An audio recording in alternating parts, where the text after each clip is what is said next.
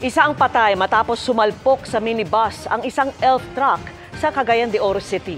12 ang sugatan, kabilang ang driver ng truck na iginiit na pumalya ang kanyang preno.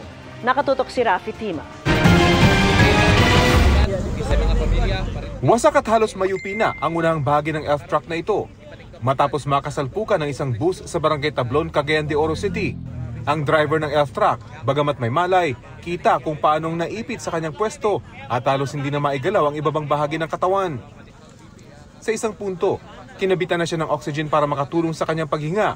Ang kanyang pahinante na napuruhan, wala ng buhay sa kanyang pwesto. Kaya ang mga rescuer, tulong-tulong para mailabas ang dalawa mula sa pagkakaipit.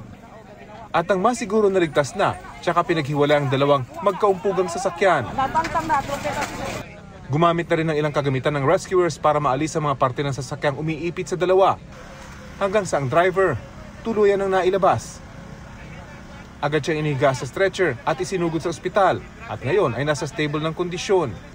11 naman ang sugatan sa mga pasahero ng bus na nananatili sa ospital. Ayon sa mga saksi, nawala ng preno ang elf truck habang binabaybay ang kalsada. Nang makausap daw ng pulisya ang driver ng elf truck. While siya nagsunod sa truck, na dako nga truck, ng brake man, so nag-brake po siya, pero according sa iya nga, nagmalfunction daw iyang brake, so motong iyang ikabig sa wala, motong dito siya napadulong sa minibus or modernized jeep.